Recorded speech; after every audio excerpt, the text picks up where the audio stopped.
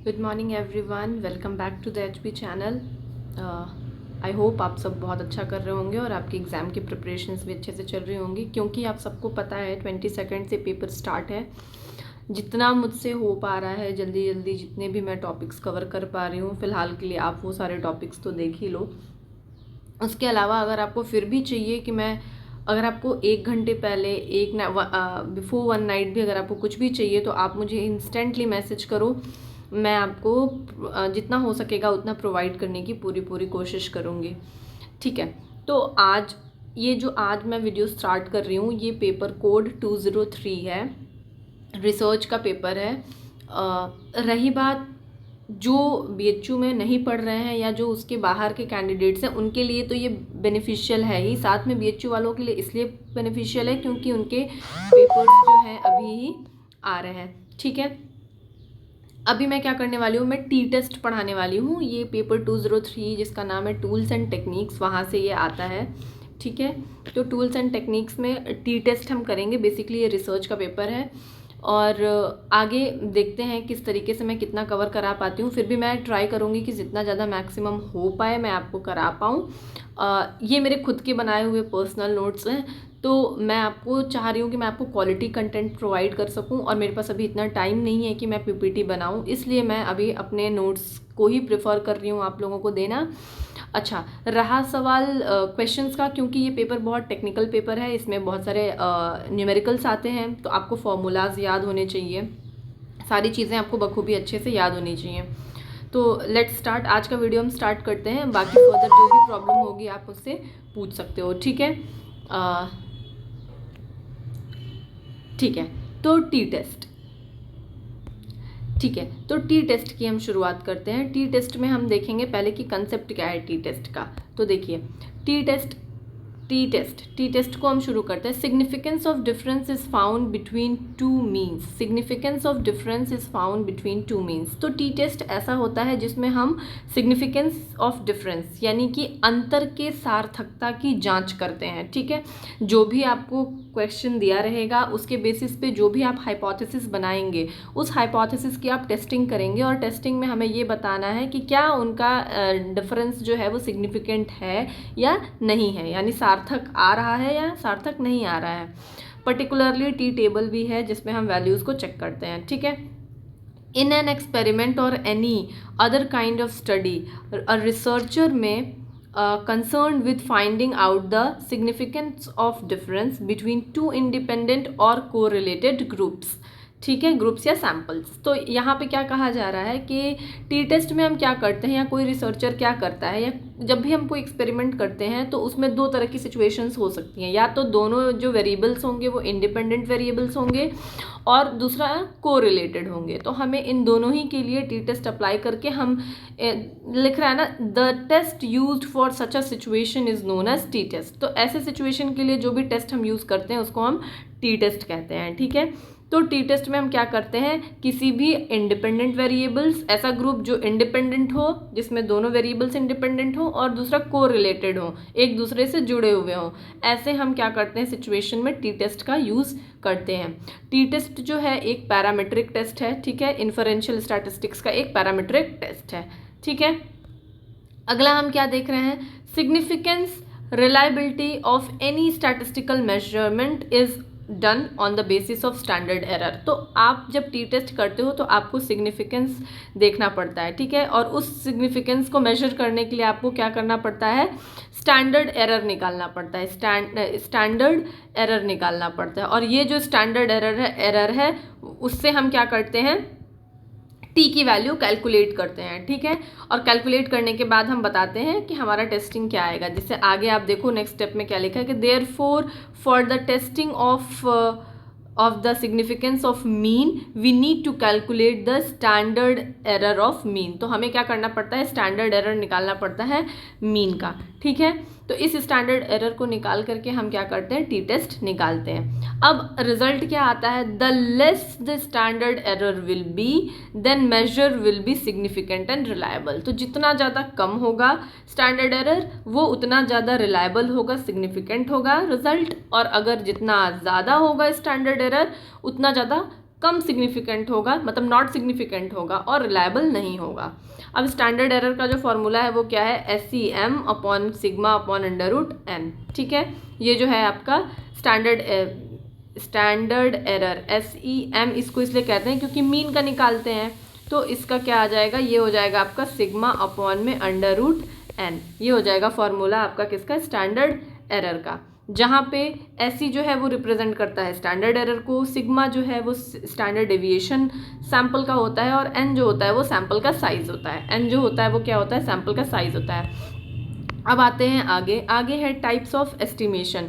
Type of estimation दो तरह का होता है, एक होता है पॉइंट एस्टिमेशन, एक होता है इंटरवल एस्टिमेशन। अब क्या होता है पॉइंट, क्या होता है इंटरवल, मैं ये मान के चल रही हूँ कि आपको पता होगा, क्योंकि हम अभी टी टेस्ट कर रहे हैं तो टर्मिनोलॉजी जितनी भी है वो मैं मान के चल रही हूँ कि आपको आ रहा होगा। इनकेस अगर आपको नहीं आता है आप DM करो, आप कॉमेंट करो, मैं आपको चीज़ें प्रोवाइड कराने की कोशिश करूँगी। ठीक है, इंटरवल एस्टिमेशन में मेन जो हमारा यहाँ जानने की बात है वो है 95% और 99%, जिसमें 0.05 एक सिग्निफिकेंस लेवल होता है, 0.01 होता है, और इस पर हम वैल्यूज़ चेक करते हैं। ठीक है, और कुछ के तो क्योंकि हम जब इंडिपेंडेंट के लिए चेक करते हैं जिसमें कि आपका स्मॉल ग्रुप हो, तो हमारे पास वैल्यूज़ फिक्स होती हैं, कितनी 2.98 और एक की और होती है, मैं आपको आगे भी इसी में बता दूंगी। ठीक है, 2 इंडिपेंडेंट सैम्पल्स। अब देखिए जो पूरा टी टेस्ट है उसमें 4 तरह की कंडीशंस हो सकती हैं, क्वेश्चंस जो हैं वो 4 तरह के बन सकते हैं। कौन कौन से,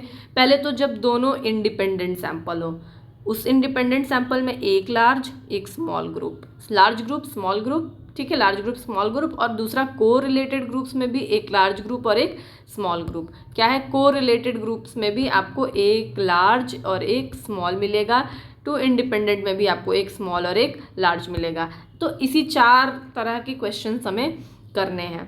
ठीक है, अब जो फॉर्मूला होता है टी का, वो टी निकालने का फॉर्मूला क्या होता है, T = M1 - M2 अपॉन में SEDM।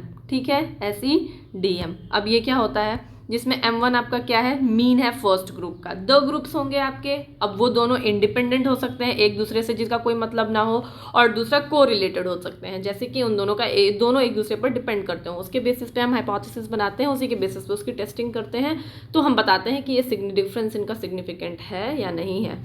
ठीक है, दूसरा मीन M2 है, M2 में क्या होगा, मीन ऑफ सेकेंड ग्रुप हम निकालते हैं। ठीक, अब आइए देखते हैं कि प्रोसीजर्स क्या है, आखिर किस तरह से स्टेप्स क्या होंगे न्यूमेरिकल को इवैल्यूएट करने के। ठीक, फर्स्ट स्टेप में आप क्या करोगे, SEM निकालोगे जो है सिग्मा अपॉन √n। ये है क्या, स्टैंडर्ड एरर हमारा, हम क्या निकालेंगे इससे, स्टैंडर्ड एरर निकालेंगे। ठीक है, फॉर्मूला आपको याद रखना है किसी भी कीमत पे।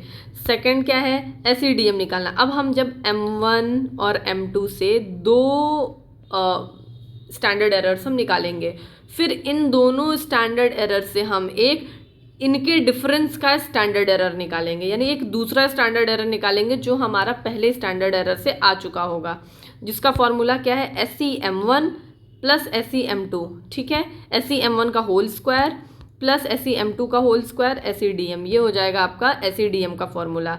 अब SEM1 क्या है, standard error of mean of first group और standard error of mean of second group. इसके बाद हम क्या करते हैं, इसके बाद हम T की वैल्यू निकालते हैं, जो कि ये है formula, T upon M1 - M2 upon SEDM। ठीक है, ये जो साइन है ये वो करता है कि आप बड़े में से छोटे को दिखाओ, लेस करोगे। ठीक है, सब्सट्रैक्ट करोगे आप, या तो अगर मान लीजिए आपका M1 आ गया 6 और M2 है आपका 8, तो आप इसको इस 6 - 8 करोगे, करने की बजाय आप इसको 8 - 6 भी कर सकते हो। ये साइन जो है वो यही रिप्रेजेंट करता है। ठीक है, इसीलिए यहाँ पे माइनस का साइन ऐसे ना करके अप्रॉक्स का साइन लगा हुआ है, तो इधर आप करो वैल्यू निगेटिव नहीं आएगी, बस इसका कहने का मतलब ये है। ठीक है, नेक्स्ट स्टेप, फोर्थ स्टेप में क्या है हमारा, फोर्थ स्टेप में है हमारा टी टेबल। तो हम टी टेबल से वैल्यूज़ चेक करेंगे। ठीक है, और टी टेबल से वैल्यूज़ चेक करने के बाद हाइपोथेसिस की टेस्टिंग कर देंगे, हाइपोथेसिस की टेस्टिंग कर देंगे। एक और बात, आपको कैसे पता चलेगा कि लार्ज ग्रुप है या स्मॉल ग्रुप है, ये बहुत ज़्यादा कन्फ्यूजन होता है कि हम कैसे चेक करें कि लार्ज ग्रुप है स्मॉल ग्रुप है।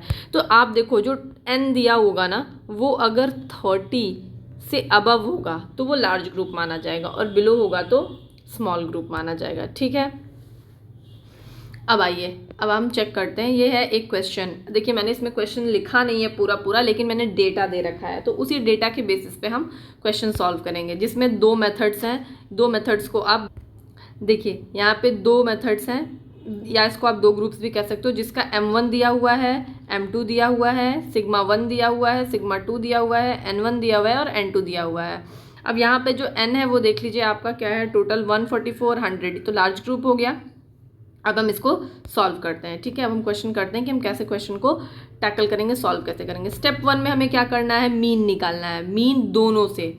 अब हमें SEM1 निकालना होगा, जिसके लिए सिग्मा 1, अभी हमने पीछे देखा था कि जो SEM का फॉर्मूला होता है वो होता है सिग्मा अपॉन में √n। अब क्योंकि हम M1 के लिए निकाल रहे हैं, तो M1 के लिए जब हम निकालेंगे, यहाँ दिया हुआ है सिग्मा 1 की वैल्यू और N1 की वैल्यू, तो सिग्मा 1 की वैल्यू है 6 और N1 की वैल्यू है 144। अब इसको हम सॉल्व करेंगे, इसको हम सॉल्व करके क्या निकालेंगे, SEM1 निकालेंगे। अब आप देखो 6 अपॉन में 144, ठीक है, और 144 आपका हो जाएगा अंडर रूट में, ये अंडर रूट में हो गया, तो अंडर रूट 144 को क्या आप लिख सकते हो, ये 12 का स्क्वायर है, 12 × 12, और रूट से जब बाहर आएगा तो ये आ जाएगा 12, यानी कि इसकी वैल्यू कितनी आ जाएगी, 12। तो ये हमारा क्या हो गया, 6/12। यहाँ पे देखिए 6/12।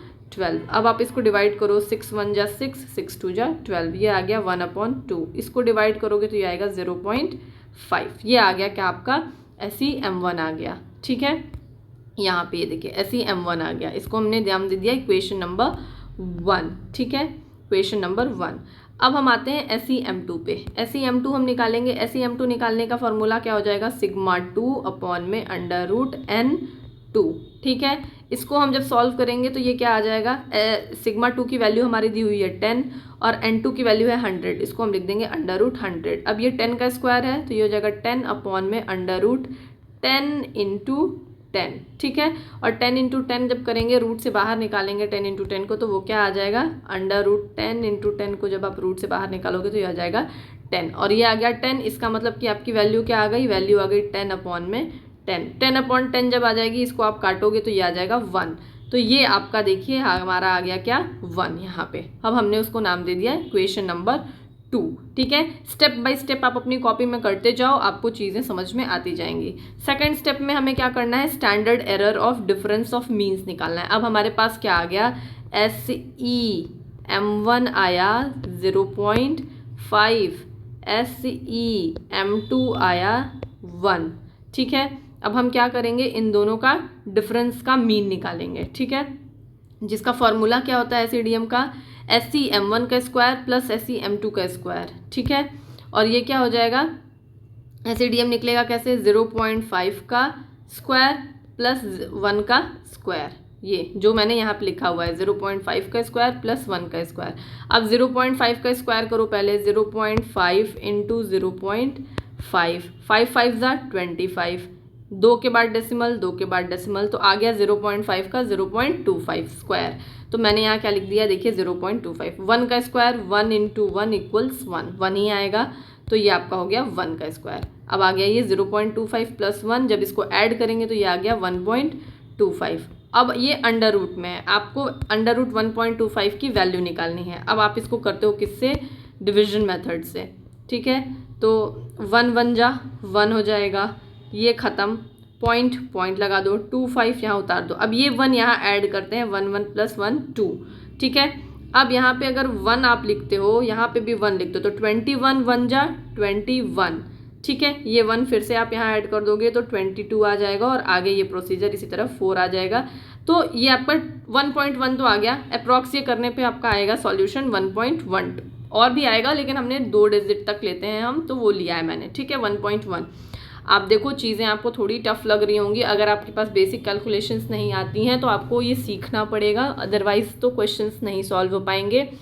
अब अंडर रूट, क्योंकि आपको कैलकुलेटर्स अलाउड नहीं है, तो अब आपको अंडर रूट 1.25 की वैल्यू खुद से ही निकालनी पड़ेगी।